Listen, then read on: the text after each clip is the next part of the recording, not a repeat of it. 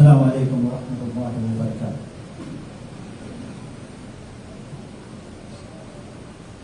Allahu Akbar, Allahu Akbar, Allahu Akbar, Allahu Akbar. Asyhadu an la ilaha illallah. Asyhadu an la ilaha illallah.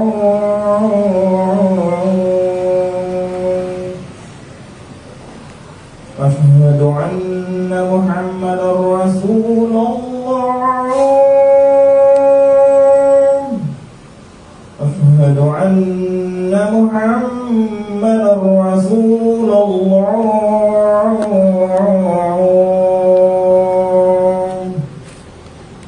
Hayya 'alas salah.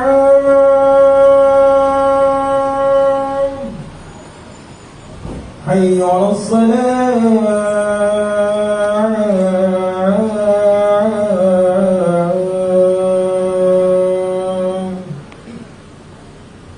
حي على الفلاح. حي على الفلاح.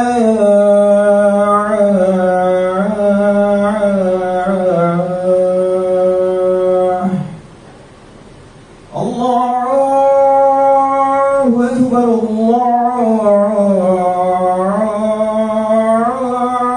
أكبر.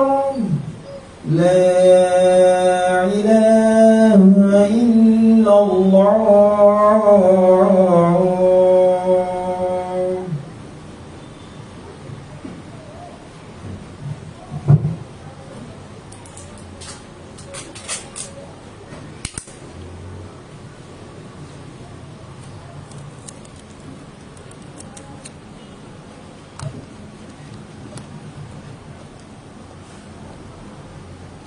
إن الحمد لله نحمده ونستغفره ونؤمن به ثم نتوكل عليه ونعوذ بالله من شرور أنفسنا ومن سيئات أعمالنا من يهده الله فلا مضل له ومن يضلل فلا هادي له أشهد أن لا إله إلا الله وحده لا شريك له وأشهد أن محمدا عبده ورسوله صلى الله عليه وعلى آله وأصحابه ومن تبعهم بإحسان إلى يوم الدين. أما بعد، أوصيكم بنفسي بتقوى الله عز وجل كما قال تعالى في التنزيل: يا أيها الذين آمنوا اتقوا الله حق تقاته ولا تموتن إلا وأنتم مسلمون. قال الله تعالى أيضا: يا أيها الناس اتقوا ربكم الذي خلقكم من نفس واحدة خلق منها زوجها وبث منهما رجالا كثيرا ونساء واتقوا الله الذي تساءلون به والأرحام إن الله كان عليكم رقيبا. قال الله تعالى: يا أيها الذين آمنوا اتقوا الله وقولوا قولا سديدا يصلح لكم أعمالكم ويغفر لكم ذنوبكم ومن يطع الله ورسوله فقد فاز فوزا عظيما. أما بعد، قال رسول الله صلى الله عليه وسلم: وأصدق الحديث كتاب الله وخير الهدي هدي محمد صلى الله عليه وسلم وشر الأمور محدثاتها وكل محدثة بدعة وكل بدعة ضلالة وكل ضلالة في النار. Ang lahat ng pagpupuri, pagluwalhati ay para lamang kay Allah subhanahu wa ta'ala. Ako'y nagpapakupkop kay Allah laban sa kasamaan ng ating mga sarili at kalaswaan ng ating mga gawa. Sino man ang gabayan ni Allah ay wala nang makapagliligaw pa sa Kanya, at sino man ang pabayaang maligaw ni Allah ay wala nang makapaggagabay pa sa Kanya. Tayo'y sumasaksi na walang ibang Diyos na karapat dapat sambahin na masihigit pa kay Allah subhanahu wa ta'ala. At tayo din ay sumasaksi na walang ibang Diyos o walang ibang sugo na pinadala para sa sangkatauhan na masihigit pa sa katauhan ni Propeta Muhammad sallallahu alaihi wasallam. Hinahabilinan ko ang sarili ko at kayo na tayo ay matakot kay Allah subhanahu wa ta'ala ng tamang pagkatakot at huwag tayong pumayag na tayo ay abutan ng kamatayan o habulin ng anghel ng kamatayan na tayo hindi pa mga Muslim o nananatiling Muslim. Abilin pa sa atin ni Allah, o kayong mga tao, tinatawagan ng mga tao, Muslim man o hindi Muslim, anya na tayo matakot sa ating Panginoon na siyang lumalang sa atin mula sa isang tao na si Adan, at mula kay Adan ay nilalang niya ang asawa nito na si Hawa o si Eva, at pagkatapos ay pinasulpot o pinalabas ni Allah ang maraming grupo ng kalalakihan at kababaihan na siya namang lumalakad-lakad sa mundong ibabaw. At pagkatapos sinabi ni Allah subhanahu wa ta'ala, o kayong mga Muslim, o kayong mga Muslim, katakutan anya ninyo si Allah at kayo'y magsabi ng pawang katotohanan. Sa versikulong ito tayo binabantaan ni Allah subhanahu wa ta'ala na tayo'y umiwas sa mga kasinungalingan. Sino man magiging makatotohanan kay Allah sa kanyang sugo at relyong ito ay makakamtan ng gantimpala o dakilang gantimpala. At sinabi ni Propeta Muhammad sallallahu alaihi wasallam na ang pinakamainam na salita o ang pinakatotoong salita ay wala nang higit pa kundi sa Quran. At ang pinakamainam na gabay, kung ikay nagkaangking Muslim, kung ikaw ba'y Muslim, wala nang masihigit pa sa gabay na dapat mong sundan, kundi ang gabay ni Propeta Muhammad sallallahu alaihi wasallam o kanyang sunna. Tunay po na ang pinakamalalang bagay sa buhay na ito, sa ating buhay na ito, ay walang iba, kundi ang mula sa sabi-sabi. At ang pinakamalalang sabi-sabi na ginawa ng mga tao ay ang patungkol sa relihiyon. At ang lahat ng sabi-sabi ay imbento, at lahat ng imbento ay kaligawan, at lahat ng mga ligaw ay yuhulog ni Allah sa apoy ng impyerno, kaya ilayo tayo ni Allah patungkol dito. Sabi ni Allah subhanahu wa ta'ala, "A'udhu billahi minash shaitanir rajim. Qutila ashabul ukhdud, an-nari dhatil waqud, idhum 'alayha qu'ud, wa hum 'ala ma yaf'aluna bil mu'minina shuhud."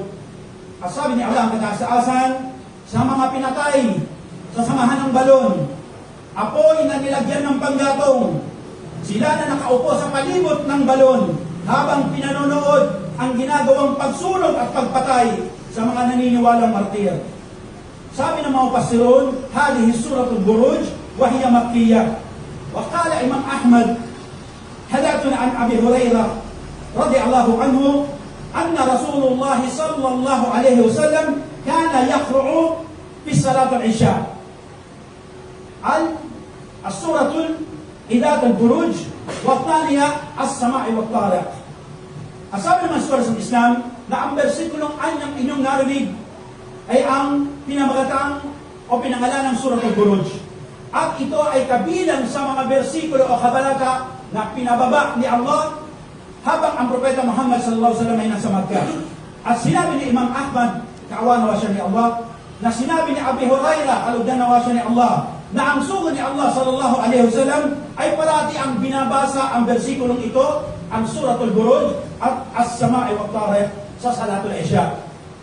Bakit natin nabanggit at bakit natin binasa ang kabanatang ito? Dahil sa ang mga sahaba, ang mga kapanalig doon, nang sila ay nasa Makkah pa, at ang karamihan sa kanila ay inuusig, sinasaktan, ang iba sa kanila ay pinapatay, pinahihirapan, dahil sa walang ibang kadahilanan, dahil sa pagyakap nila sa Islam. Dahil sila ay nagbalik Islam. Subhanallah. Nagtanong ngayon tuloy ang mga sahaba, ang mga kapanalig na ito, sa sugo ni Allah sallallahu alaihi wasallam. Sabi nila, "Ya Rasulullah, bakit anya ito nangyayari sa amin? Bakit anya ito ginagawa sa amin?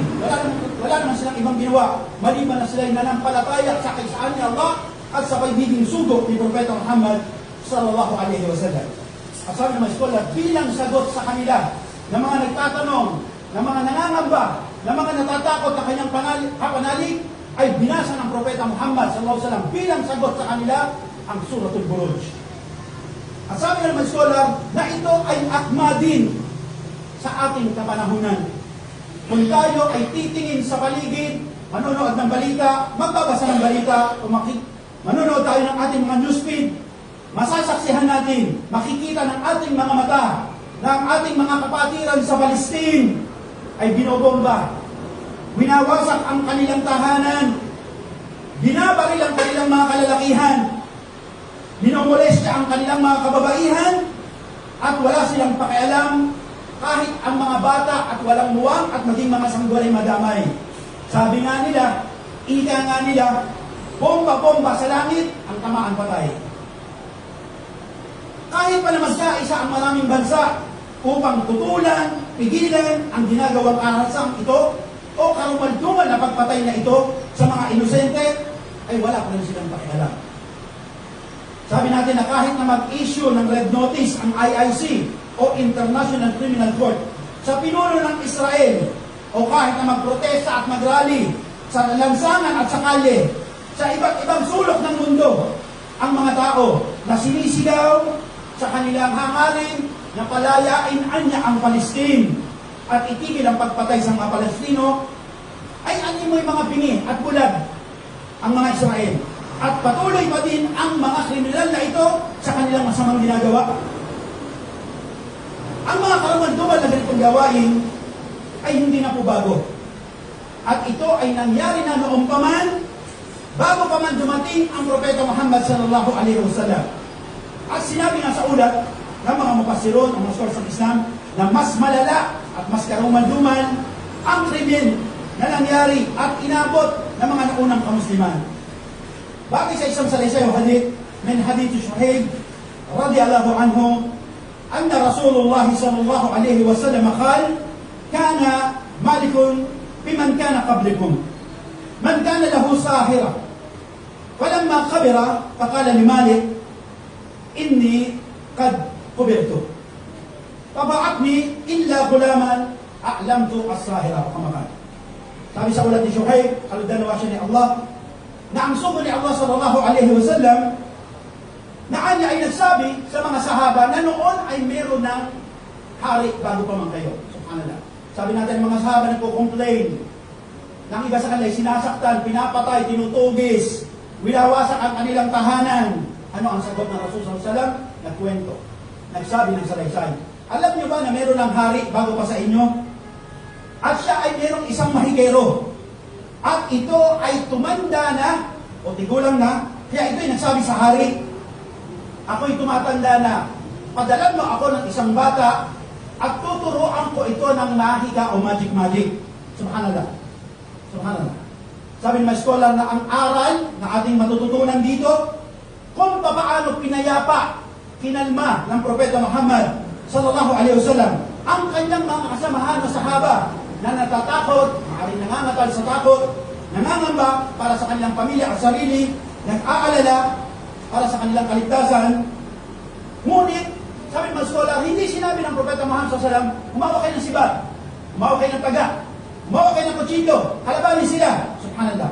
Bagkos, sila ay sinabihan niya ng isang kwento, no? Mula sa mga pangyayari na nauna pa, para ito ay kapulutan nila ng aral at kapulutan din natin ng aral. At ito ay walang dahilan o walang ibang dahilan ayon sa scholars ng Islam at tarfa al-iman, para iangat ang kanilang pananampalataya. At bilang pagpapatuloy ng kasaysayan, sinabi sa ulat na nag-anunsyo nga ang hari na ito sa madla o sa lipunan sa publiko na siya ay naghahanap ng batang maaaring pumalit sa kanyang mahikero o sa kanyang sahir.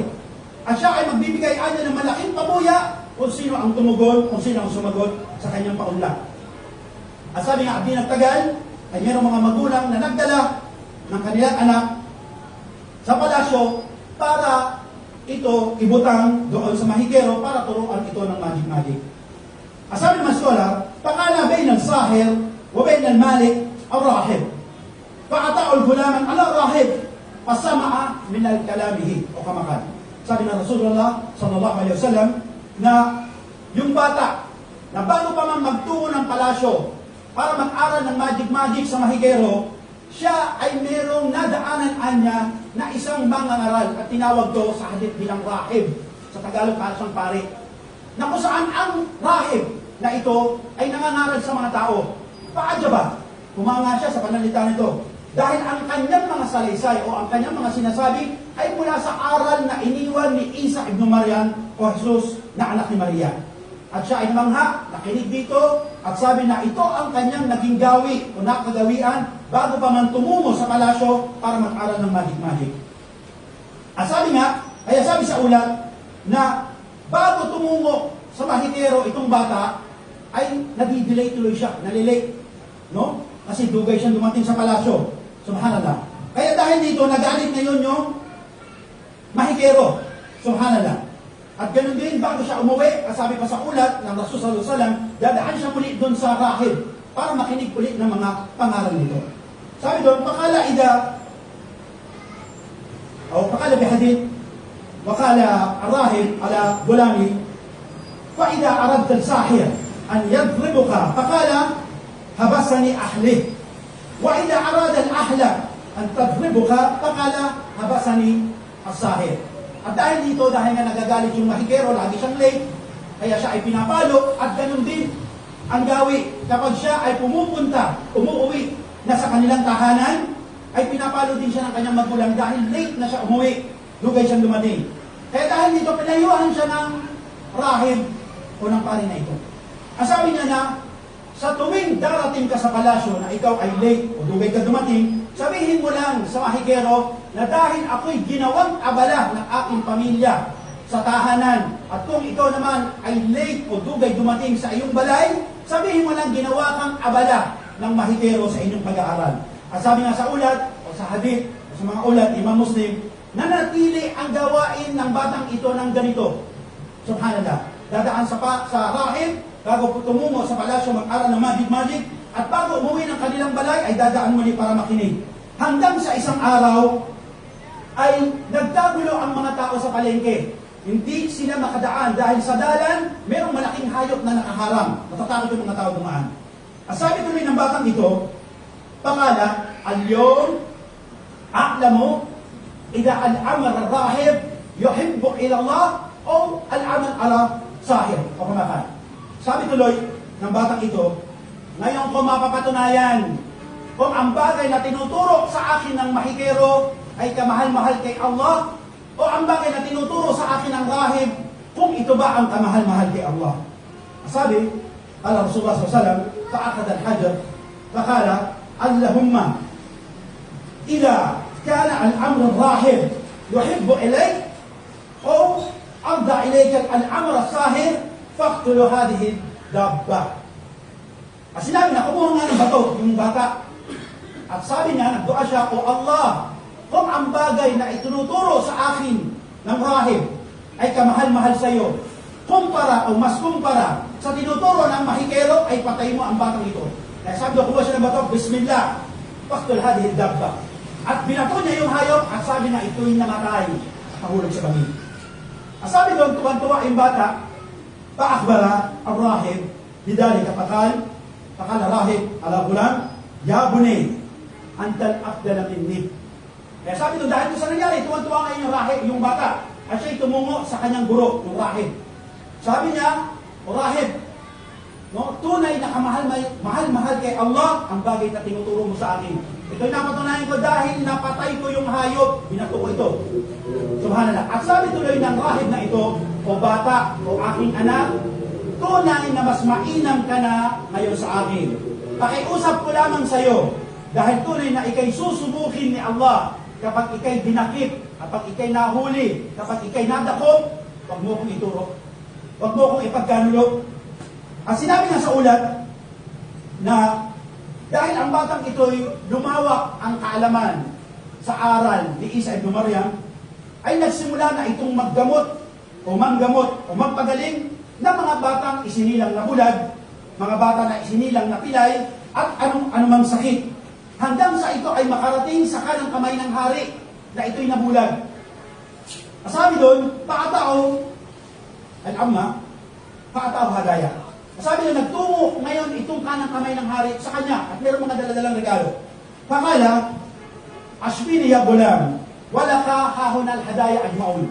Sabi niya doon sa bata, pagalingin mo ako, at ang mga regalong itong lahat na nasa harapan mo ay mapapasa iyo. At ang sabi ng bata, Sabi niya, La ma'ana ashyi illa Rabbul Alamin.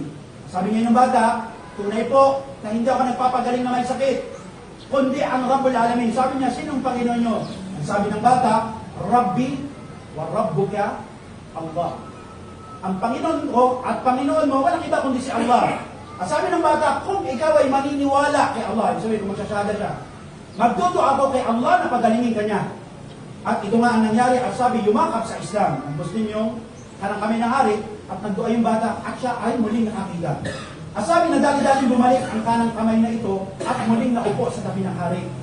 At ito ay napansin ng hari, na ang kanyang kanang kamay ay bumalik na yung paningin, dahil bumilis na siyang kumilos. Hanggang sa magtanong yung hari, sabi niya mukhang bumalik na yung Panginoon, ay yung iyong paningin. At sabi niya, na pinagaling ako ng aking Panginoon. Sabi niya yung hari, wala ka Rabbu khairi. Sabi ng hari, meron ka bang ibang Panginoon maliban sa akin? At sabi ng kanyang kanang kamay, Naam, ya Malik, Rabbi wa Rabbuka Allah. Ito din yung da'wa ng bata. No? Bumakat doon sa kanang kamay ng hari, at ito rin yung da'wa na binigay niya sa hari. Ang sabi niya, oo, aking mahal na hari, ang aking Panginoon at yung Panginoon na siyang nagpagaling at nagbalik ng aking paningin. Eh sabi na dahil dito at marinig ito ng hari, ay siya'y nagalit at pinatawag ang kanyang mga kawal at pinarusahan ang kanyang kanang kamay. Hanggang sa ito'y mahirapan at kinanta. Sinumbong, no, ang bata. Sino yung nagsabi sa kanya ng mga bagay na ito. Ang sabi doon, pakabata ini, pinatawag ng hari yung bata at ito ay pinakuha sa mga sundalo. At dumating ito. Ang sabi ng hari, pakala, ya bunay, balaka minni as-sahira ka an tubri al-akhma wal-barasa wa hadil agwa. Ang sabi ng hari, bata, napalitaan ko at nadunog ko, no? Na yung galing mo sa magic ay dumami na. At nakapagpapagaling ka na ngayon ng bulag, ng bingi, ng pilay, no? Ang sabi na ng bata, wakala ko lang, di mali, sabi niya, ma'ashpili ahadan, ya maliki. Wala akong pinagaling na sino man o mahal na hari. Inama yashfi Allah azza wa jal. Tunay na sila ay pinagaling ni Allah. Ang sabi ngayon ng mahal na hari, ana huwa? Ako ba yun? Ako ba yung tinutukoy mo na Rabbul Alamin? Ang sabi ng bata, la ya malik, Rabbi wa Rabbuka Allah. Hindi po, mahal na hari. Dahil ang Panginoon ko at Panginoon mo ay si Allah. At dahil dito, lamang nagalit sa ngit-ngit ang hari. At pinatawag ang sundalo at pinarusahan ng bata. At sabi, parusahan nito. At hanggang sa, ano yung sabi ng rahib? Darating ang panahon, susubukin ka at huwag mo akong isusumbong. Nang dahil sa hirap na dinanas ng bata, kinanta niya. Sinumbong niya ang rahib. Kaya nagpautos ang hari na hanapin ang rahib at dalhin sa kanyang harapan. Faakadahu aidan bil adab. At sabi doon, nang dumating na yung rahib sa harapan ng hari, fakala, arji ala dinik. Sabi ng hari doon sa rahib, sa pari, sabi niya, bumalik ka doon sa dati mong paniniwala. Pag-mortad ka, lumabas ka sa Islam. Ano yung dating paniniwala nila na yung hari ang Panginoon, hindi si Allah? So ano ang sabi ng rahib? La, paaba. Tumanggi siya. Sabi niya, hindi. Kaya ang ginawa ng hari, ito nagpautos, nag-utos siya sa kanyang mga alipin na lagariin, gabason. Yung rahib, mula sa kanyang ulo, pababa, at nahati siya sa duha. Bumagsak sa kanyang harapan. Pagkatapos pinag-utos ng hari, nakunin yung kanang kamay. At inutusan niya yung kanang kamay. Farji', bumalik ka sa dati mong pananampalataya. Ano yung pananampalataya niyo? Paniwalaan ang Panginoon ay hari, hindi sa Allah. Ano ang sabi no? Kanyang kanang kamay, paaba. Tumanggi siya. Hindi. Kaya pinag-utos ng hari, naggabason ulit yung kanyang ulo, hatiin, hanggang mahati siya sa dalawa. Subhanallah. At ito'y namatay. At muli, na pinatawag niya, pinadala niya yung bata, sabi doon sa bata, Farji', bumalik ka sa dati mong pananampalataya. Paaba. Tumanggi ang bata. At sabi ng hari, nadalhin niyo ang batang ito sa bundok. Kapag hindi siya bumalik sa kanyang pananampalataya, iulog. Subhanallah. Wa qul qawli hadha wa astaghfirullah li wa lakum ولسائر المؤمنين في كل ذنب فاستغفروه إنه هو الغفور الرحيم. Hanggang dyan na lamang muna, humihingi ako ng tawad kay Allah at kayo hinihimo kayo na magbalik daw kayo kay Allah sa salamat at patawad ng magbalik.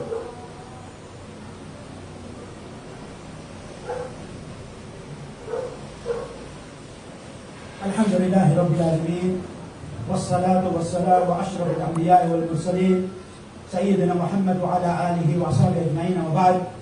At sa pagpapatuloy, sabi natin na pagkatapos ay nag-utos ng hari sa kanyang mga sundalo na dali ng bata sa bundok.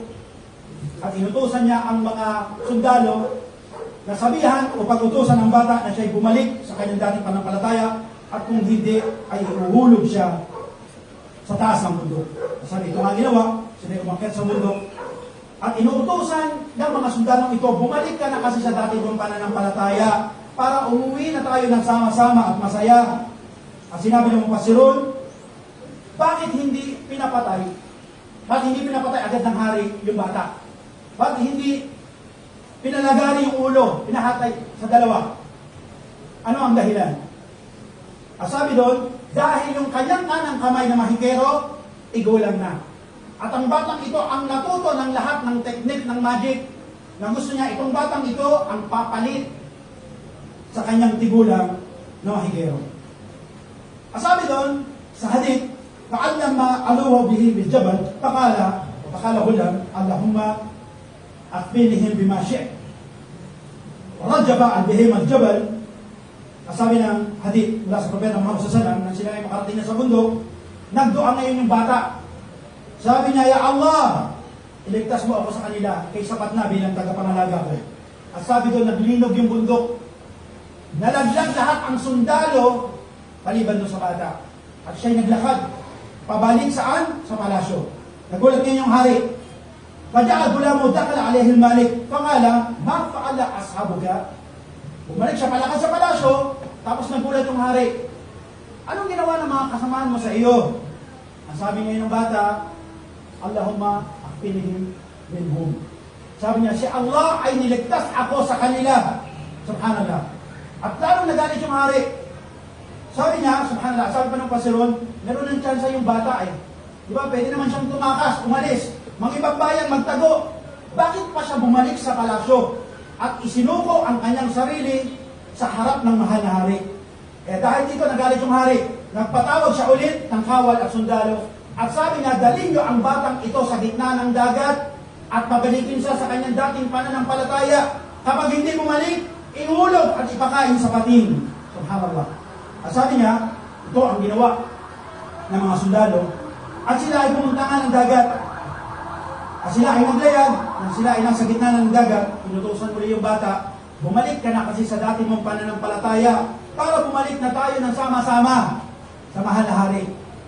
At sabi doon, nang sila'y nakasakay na sa bangka, muling nagduduwa yung bata, Allahumma akfinihim bima shi'ta.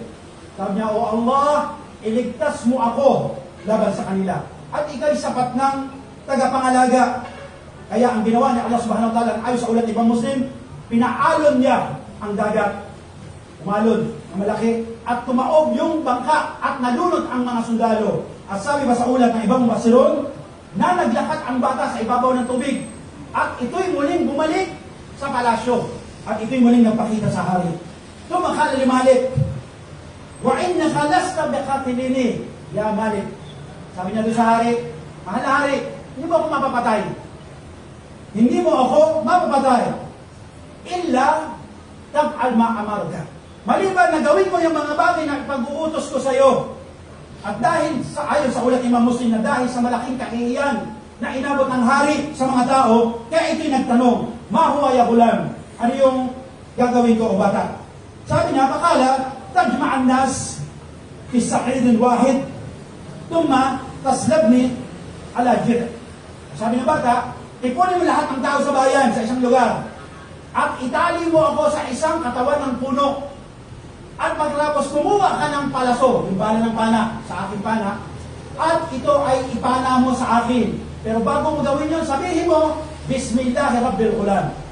At sabi sa ulat, na ginawa ito ng hari, tinipon yung mga tao, tinali siya sa katawan ng puno, ngunit nagpana, hindi sinabi ang Bismillah. Kaya hindi tinamaan yung bata. At ang sabi ng bata, ayon sa ulat ng mga Muslim, lakasan mo, mahal na hari, hindi ko marinig. Kaya kumuha siya ulit at sinabi niya, Bismillahi Rabbil Ghulam. At sabi, ang palaso ay tumama sa sentro ng noo ng bata. At nang makita ito lahat ng tao, sila ay nagsyahada. Ang sabi ng mga bata, Aman na bi Rabbil Ghulam.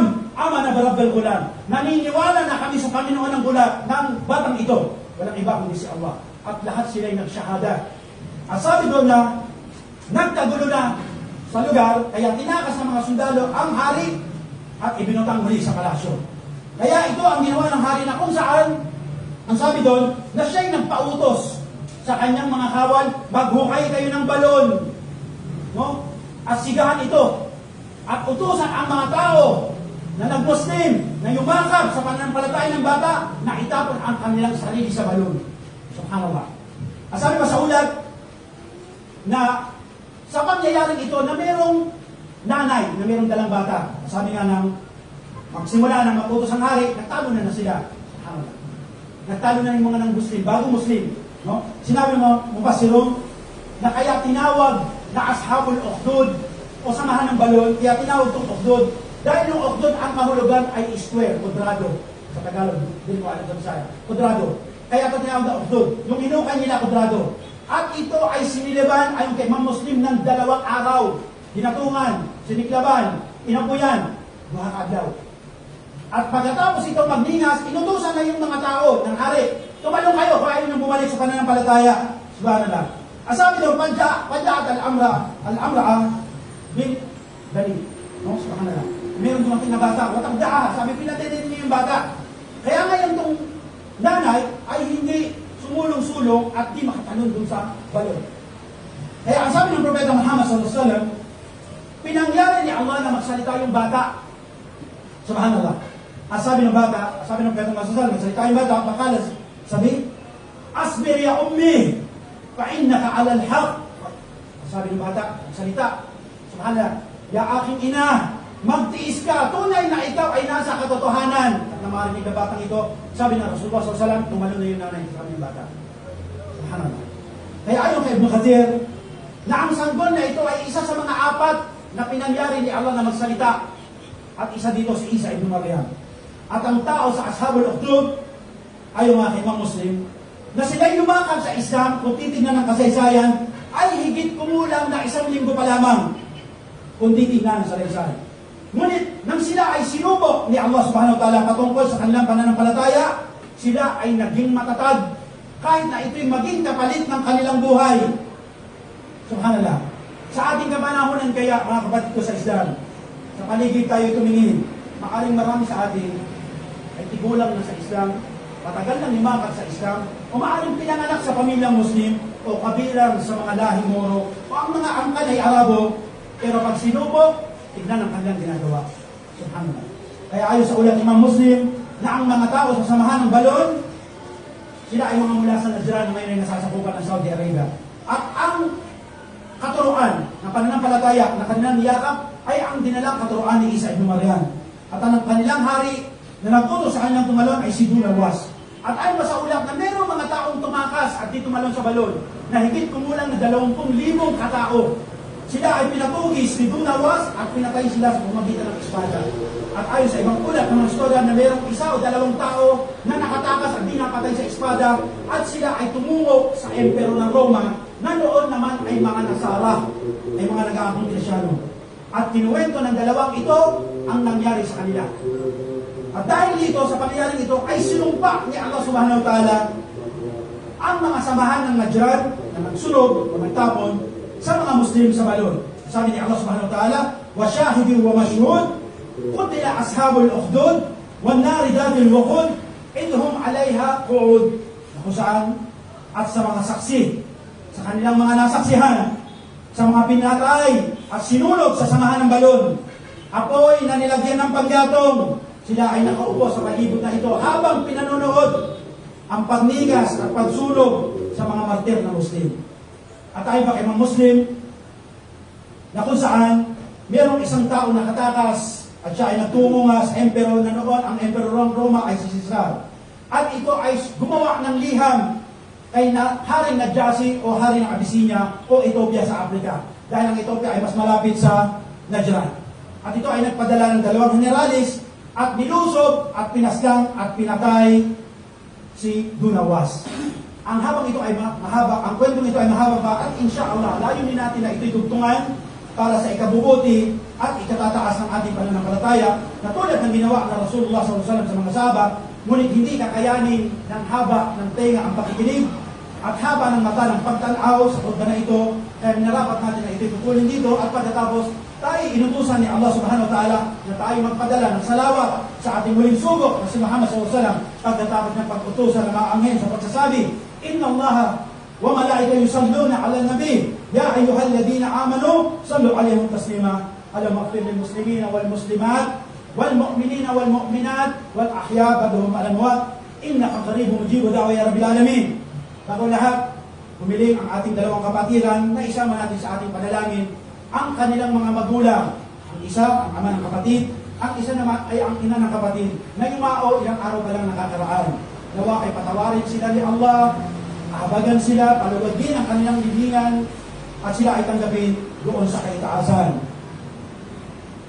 أقيم الصلاة إن الصلاة تنهى عن الفحشاء والمنكر والبغي يعظكم لعلكم تذكرون فاذكروا الله يذكركم واشكروا ونعمته وزدكم واذكروا الله أكبر والله يعلم ما تصنعون وأقيم الصلاة أينما يقام الصلاة.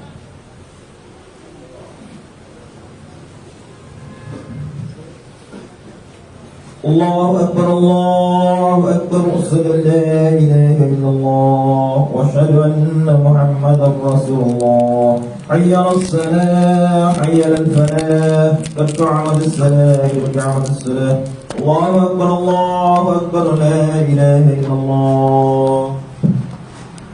أقيموا الصفوف وهاتوا بالمناكب وسد الخلل